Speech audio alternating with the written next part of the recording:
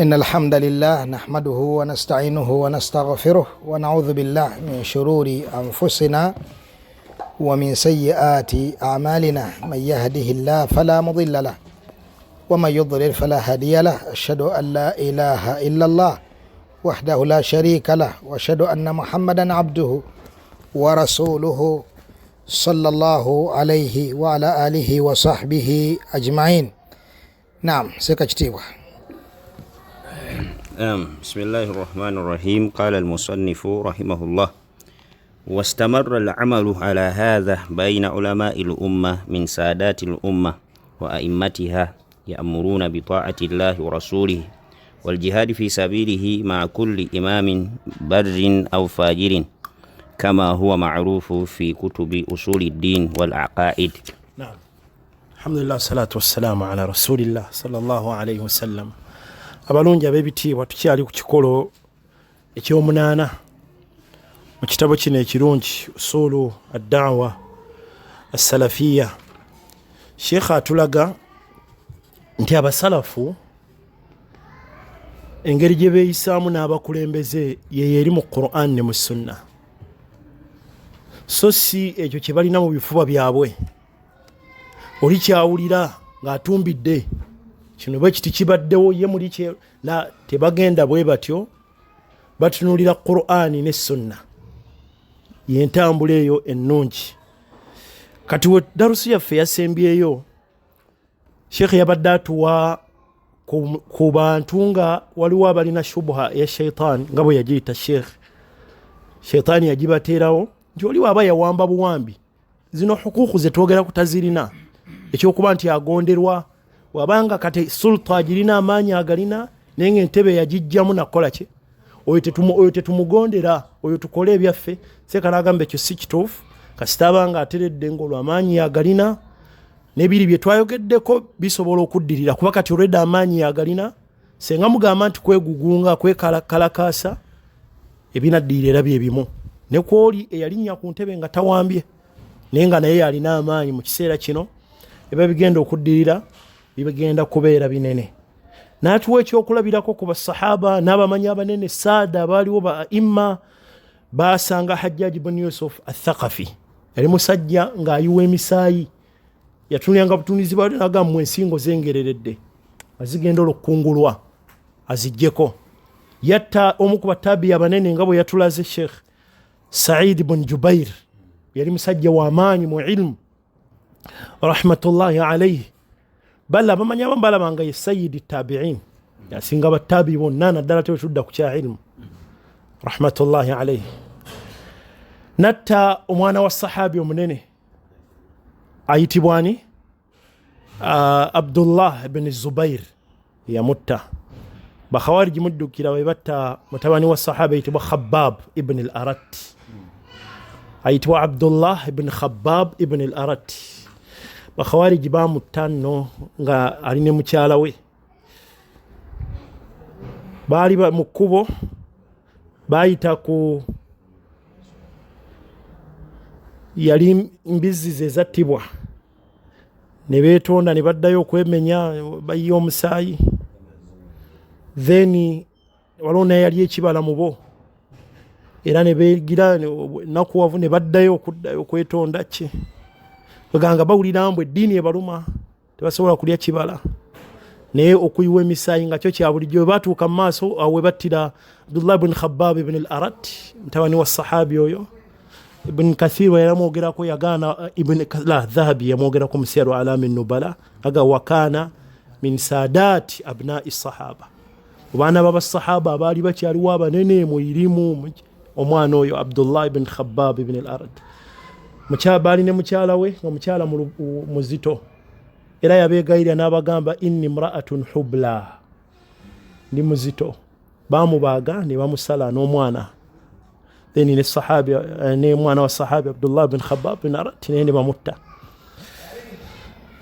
nga balaba nti olwo ddiini qurba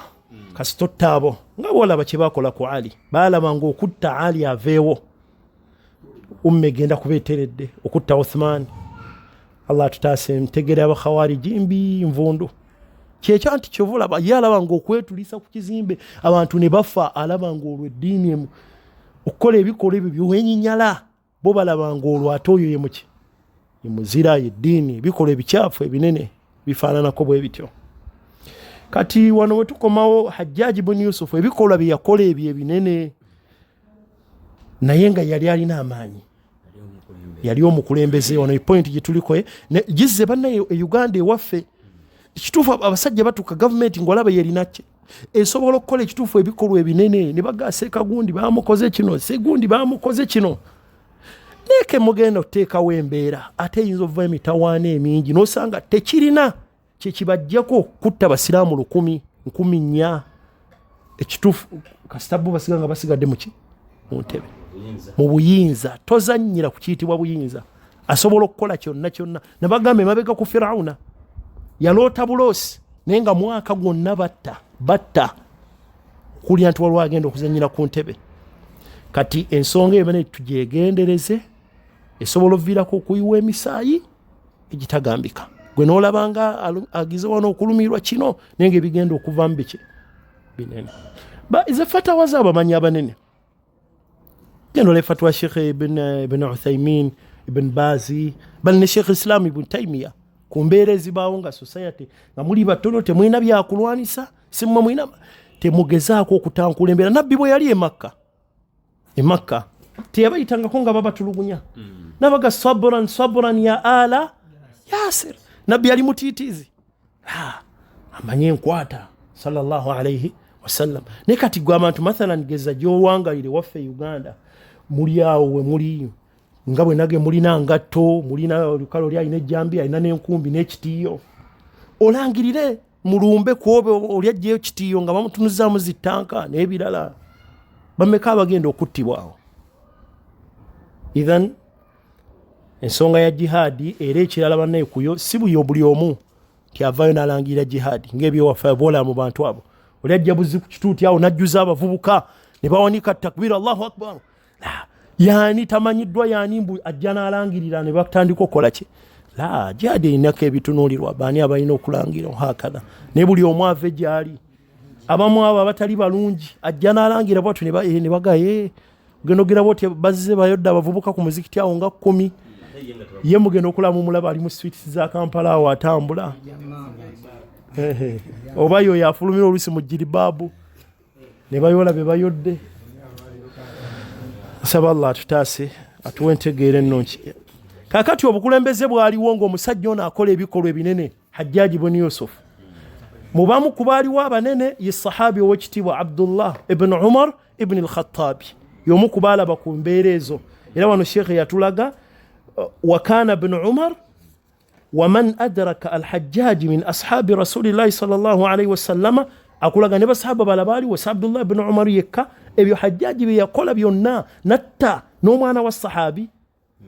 نتا نوم من يوم ننم سيبنا بتاندي كيلو كابا يسرنا بسيكا ميديا بسيكا سيغويا تياتا با ويباتيو وابولا يتا من يوم ننه سعيد بن جبير ني عبد الله بن عمر nga webali tebava wansiwe olw'ebiyinza ebigenda okukola ki okuddirira. Tebaali batiitiizi nti Abdullah ibn Umar mutiitiizi la amanyiddwa w'amaanyi sahabi kitiibwa kyalina mitima gye balina okuweereza eddiini. Baasigala wansi w'obukulembeze bwani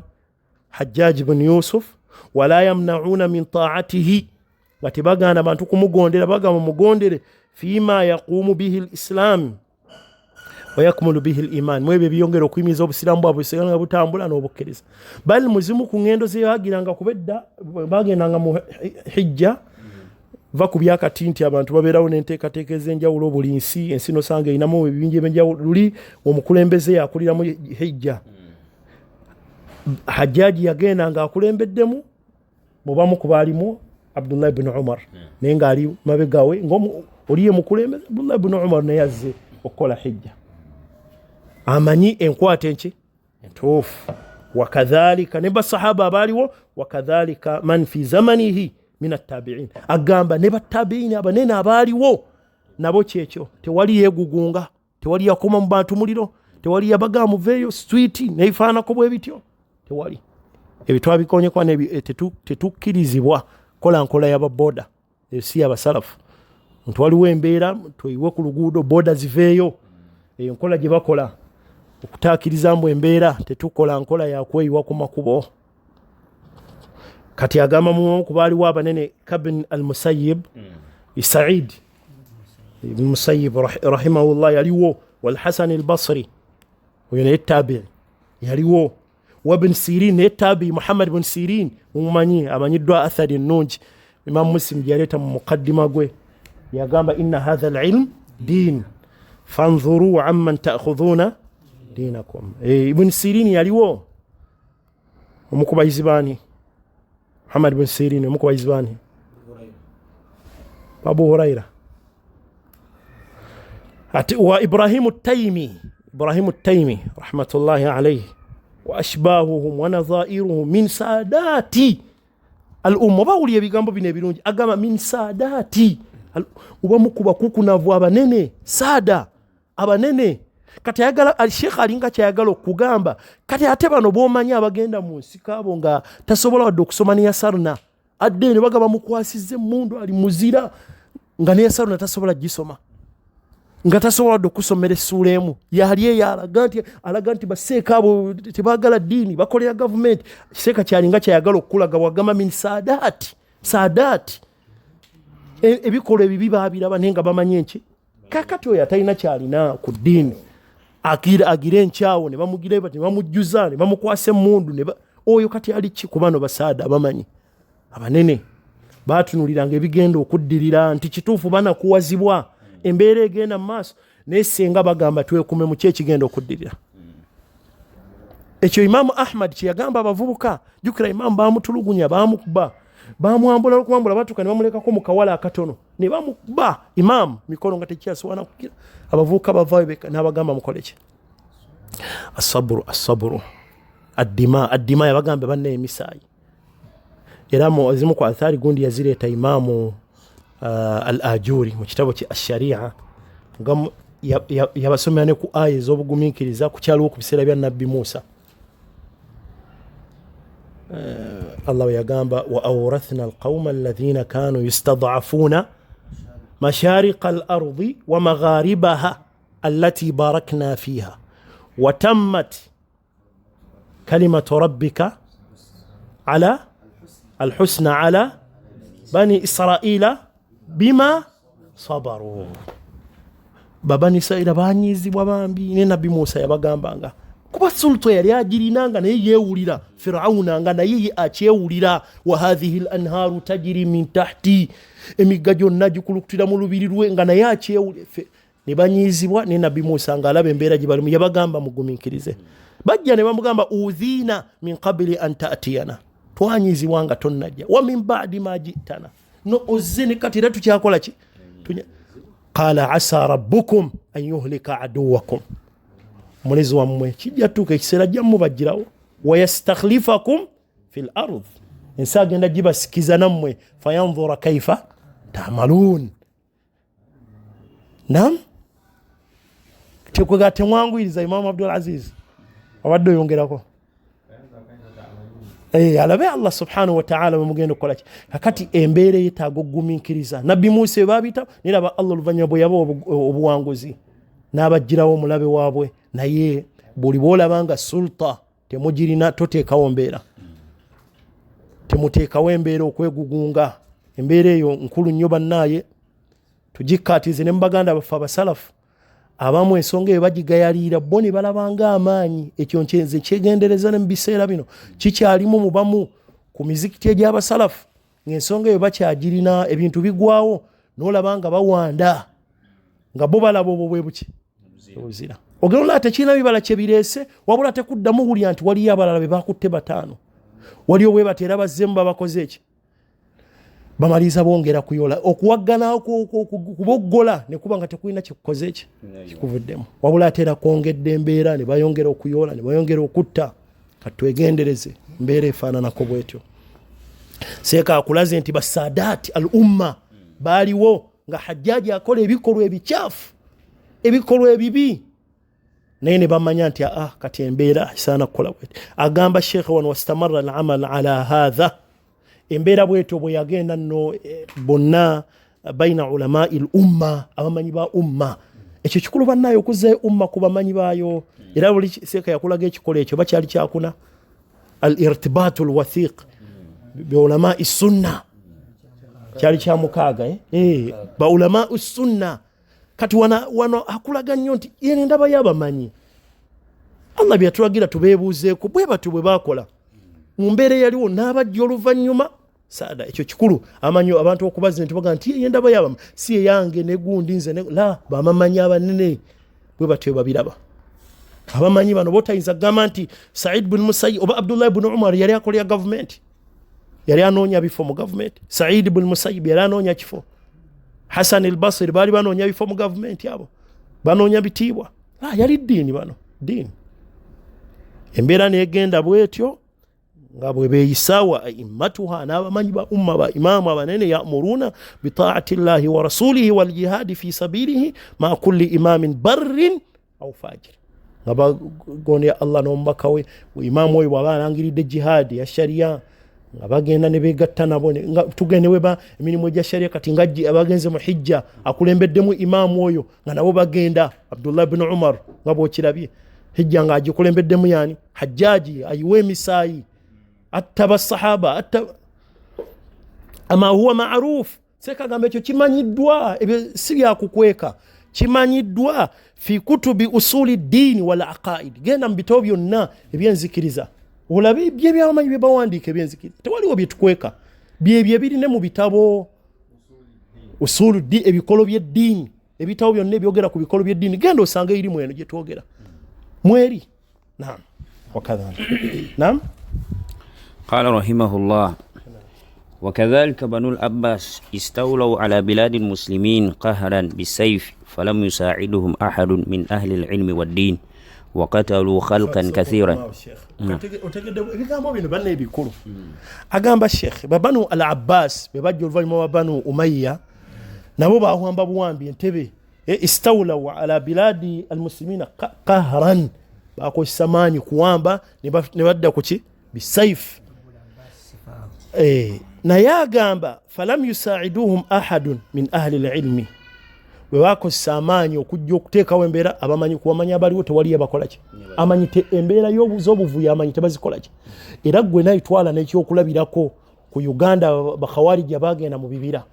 olina bw'omanyi ddala abamanyi nga kituufu baasoma irimu nga bagenda nabo ne babeegattako ku bikolwa ebyo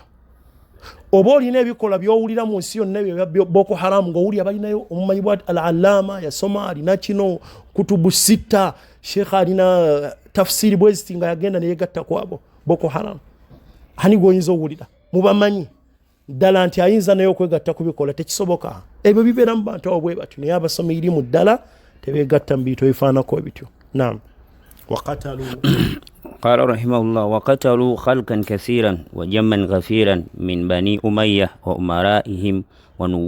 ونوابهم وقتلوا بن هبيرة أمير العراق وقتلوا الخليفة مروان حتى نقل أن السفاح قتل في يوم واحد نحو 80 من بني أمية فوضع الفرشة على جثثهم وجلس عليها ودعا بالمطاعم والمشارب ومع ذلك فسيرة العلماء كالأوزاعي ومالكي والزهري والليث بن سعدي وعطاء بن أبي رباح مع هؤلاء الملوك لا تخفى على من له مشاركة في العلم والاطلاع. نعم والاطلاع. أقام بانو باكو لبيكولوا بباوانبا muntani batta abantu mangi wa jamman ghafiran min bani umayya n'abakulembeze baabwe ne bano abaali babakiikirira ne babatta mu bungi nono asafah omukubali naberanga yatta ku lunaku lumu bwokka yatta abantu abawerera ddala ekinaana n'atuuka n'okuteeka nga walaba bamifaliso natte emifaliso n'ateeka emifaliso ku dead bodies zaabwe juthathihim the dead bodies zaabwe n'atuula nakooko olw'ebikola ebifaanako webityo n'atumya emmere n'ebyokunywa ebyokubaleete nga kwatadde mirambo kwaliira ng'atudde okwo ne baleeta emmere ne baleeta ebyokunywa ng'ali okwo ku mirambo gye basse kwakoze ki naye agamba ebyo byonna byaliwo naye enkwata y'aba ulama emanyiddwa buli omu agimanyi buli yenna akulangaba imaamu abaliwo al-Awzaa'i oyo munna hadith Malik ibn Anas az-Zuhri Muhammad bin Shihab az-Zuhri al-Layth ibn Sa'd wa Misri Ata ibn Abi Rabah yamanyiddwa tabi munene Makka awo yali musajja kaddugala naye yatuuzanga era amanyi balaga mulimu ku bituwa bya irimu Allah kwa ilimu obakkale eryetya ne irimu kyabbe yatuuzanga Makka yonna neyuguma nga Ata atandise darus rahimahullah ma haula ilmuluk agamba ebyafaayo byabamanyi n'abakulembeza bimanyiddwa enkwata gye bakwatangamu ennungi la takhfa ala man lahu musharaka yenna afaayo ku irimu fil ilmi wal ittila' n'okubikkolako ku bitabo amanyi enkwata y'abamanyi kubikolwa ebyalingawo ebinene naye amanya abamanyi bo bakwatanga batya naam tumaleyo والطبقة الثانية من أهل العلم كأحمد بن حنبل محمد بن إسماعيل ومحمد بن إسماعيل ومحمد بن إدريس وأحمد بن نصر وإسحاق بن راهويه وإخوانهم وقع في عصرهم من الملوك ما وقع من البدع العظام وإنكار الصفات ودعوا إلى ذلك وامتحنوا فيه وقتلوا من قتل كأحمد بن نصر ومع ذلك فلا يعلم أن أحدا منهم نزع يدا من طاعة ولا رأى الخروج عليهم. نعم agamba ni tabaka thaniya y'abamanyi bali babadde kuba tabi'i kati bana bajja batabi tabi'i tabaka yaddako mu bamanyi nga Imam Ahmad ibn Hanbali Muhammad ibn Idris Muhammad ibn Ismail al-Bukhari وهي بخاري محمد بن إسماعيل محمد بن إدريس الشافعي وأحمد بن نصر وإسحاق بن راهويه وبراهويه نبغاندا بايبو نبا من يبالي مكسيريتشو وقع في أصلهم من الملوك ما وقع من البدع الإظام ويسروا والي ويبيافا مباكولين بدع نيني إنكار الصفات نباو كان الله تيوغيرا مولي كوبيسروا إمام أحمد مجو كيرمبري يقولك yaliwo batta kuba manye Baghdad ne bawanika emitwe gyabwe ngoyita ku streets emitwe gyaba manjikozeeki ebikolwa ebinene byakolebwa mu kiseera ekyo ne Sheikh akugamba wa ma'adhalika fala yu'lam anna ahadan minhum naza'a yadan min ta'a teri mumanyi yaganti awo tetulina bagondera tulumbe tukole bwe tuti byonna embeere yaliwo enkambwe emanyiddwa naye abamanyi enkwata yonna entuufu nga bagikola ki wala ra'a al-khuruj alayhim tiwali yagamba tufulume kati bukulembeze tebukyakola embeera yonna yaliwo enzibu abamanyi babakubye batulugunyizibwa engeri gye basibamu Imam Ahmad ebijegere ne munne Muhammad bin Nuh ne bye bayitamu byonna mu biseera ebyo bya fitna eyo ennene ya khalqul Qur'an nenge enkwata entuufu bagikola ki bagimanyi kitegeza bakola batya badde ekiri mu Qur'an ne muki ne mu sunna so sibbo kye bawulira muli nti kino la naam tumalize Sheikh agamba ila قال رحمه الله إلى أن يقول الشيخ رحمه الله لهذا المخاطب فإن حاك في صدرك شيء فأكثر من التضرع إلى الله والتوصل بالأدعية المأثورة وكرر النظر فيما اشتمل عليه تاريخ بن غنام صح؟ من كلام شيخ الإسلام يعني محمد بن عبد الوهاب فقد بسط القول في هذه المسألة في رسائله واستنباطاته. ما شاء الله. شيخ amalirize bigambo bino bya Sheikh Abdul Latif bya Sheikh Abdul Latif byatandikira eno mabeganga akulaga mu gundi eno Duraru Saniya Sheikh Abdul Latif bin Abdurrahman bin Hassan bin Muhammad ibn Abdul Wahhab kati agamba Sheikh Abdul Latif ngaawumba ensonga eno oba muli mutima gwolina kyowulira nga kwegamba gwe enkwata yo yagala ebeere endala oganti basajja bano batwi nga muli mutima olina ekikola ki agamba yitiriza nnyo okusaba Allah akuwenda bentofu akuwe enkwata ennungi okozesa edduwa nezimu ku dduwa eziri maasura kendo buze kuba Sheikh edduwa ezolina okusaba Allah kwa dini edduwa ebigambo ebirungi Allahumma arina alhaqqa haqqa warzuqna ittiba kozesa ne ku dduwa sabe Allah akuwe ebintu obiramu ki so sigwe muli kyokola ki muwulira kyowulira n'agamba n'ekirala gezaako nnyo okulaba ng'otunulako mu bitabo bya Sheikh ono Muhammad bin Abdul Wahhab muzimu ku rasailu ze yasindikangaye zirimu biidhinillah ne istimbatat ze yajjangamu ebyokuyiga mu hadithi ez'enjawulo kati amugamba ono nti gezaako nazo obitunulamuko era lino ddagala ddungi nti bw'obanga kale gwe owulira muliki muddeeko mu fatawa z'abamanyi owulira bwe boogera ku Bin Laden owulira ng'ojjula togira nnyo kale ddeeko ne mu fatawa obuuze kuba leero kati emitimbagano gyakola ki ogaye Sheikh Ibn Baz ye alaba nga Osama Bin Laden ye mujaddidu ye mujahidu kubamanyi abanene ddeeko ne mu fatawa zaabo oyinza okuloza bano bo bali batiitisi ddeeko owulire ne ku fatawa z'aba Sheikh Ibn Uthaymin bo bagamba ki ba Sheikh Muqbil dero mitimbagano gyayanguwa bwowulira nga gwe muli olaba enkwata ddayo kkomuki oba ategereka bulungi kati ku mbeera zonna ezo ezigwawo owulira oyagala weetulise bomu oyagala okukola jihad ki soko ddeeko mu fatawa z'abamanyi leero zikubyeko ate ekirungi ne baba oluwalabu tebalumanyi bazibavuunulidde mu luzungu genda otekemuko ku bugawo bw'oluzungu bw'oba tolumanyi kale gira ono oluganda omugamba akakutegeeze mu luzungu mpola mpola ugenda okawandiika oteekemu waakiri mu luzungu gyebuli ojja kulaba ku bigambo byaki byabamanyi biidhini subhanahu wa ta'ala idhan kyekyo ekikolo ekyomunaana katukikomyawo obudde bwebwo biidhini subhanahu wa ta'ala wa barakallahu fikum wa jazakumullahu khairan وفق الله الجميع لما يحبه ويرضى والحمد لله رب العالمين.